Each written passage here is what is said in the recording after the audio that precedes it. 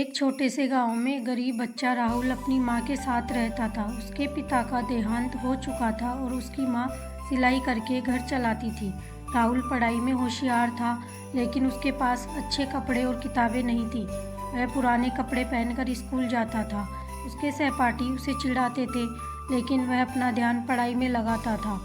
एक बार स्कूल में सभी बच्चों के लिए क्रिसमस पार्टी रखी गई। शिक्षक ने सभी बच्चों को पार्टी के लिए तैयार होकर आने के लिए कहा। सभी बच्चे नए कपड़े पहनकर पार्टी में जाने की तैयारी कर रहे थे, लेकिन राहुल के पास पहनने के लिए नए कपड़े नहीं थे। वह उदास था, लेकिन उसने अपनी माँ से कुछ नहीं कहा, क्योंकि वह जानता था कि हमारी आर्थिक स्थिति ठीक नहीं है। पार्टी के एक दिन पहले राहुल उदास सा स्कूल से घर लौट रहा था। रास्ते में उसे एक बूढ़ा आदमी मिला, जिसके सफ़ेद बड़ी सी दाढ़ी थी और उसने लाल रंग के कपड़े पहन रखे थे। बूढ़े आदमी ने राहुल से कहा, बेटा तुम इतने उदास क्यों हो? राहुल ने कहा, कल स्कूल में क्रिसमस पार्टी है, लेकिन मेरे पास पहनने के लिए नए कपड़े नहीं हैं। बूढ़े आदमी ने प्यार से राहुल के सिर पर हाथ फेरा और कहा, चिंता मत करो, सब ठीक हो जाएगा। सांता क्लॉज तुम्हारी मदद जरूर करेंगे। राहुल घर आ गया।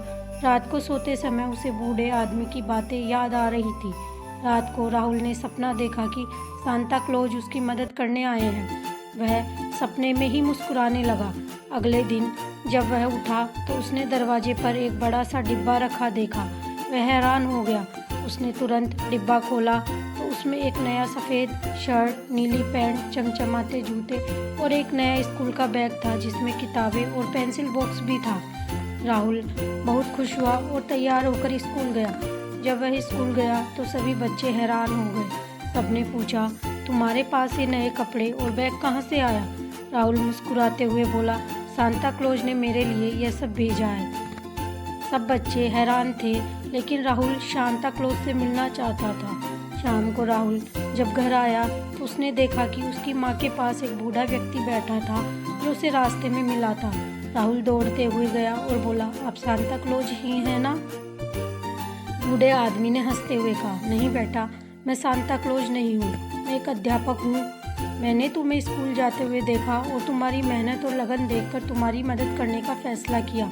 राहुल ने उस बूढ़े आदमी के पैर छू लिए और कहा, आप जो भी हो, पर मेरे लिए तो सांता क्लॉज ही हो। आपने मेरे लिए जो किया है वह मैं कभी नहीं भूलूंगा। सांता क्लॉज परी कथा का कोई पात्र नहीं, बल्कि हमारे आसपास के लोग ही होते हैं। शिक्षा, हर वह इंसान सांता क्लॉज है जो दूसरों के जीवन में खुशियाँ भर दे और बिना स्वार्थ के दूसरों की मदद करे।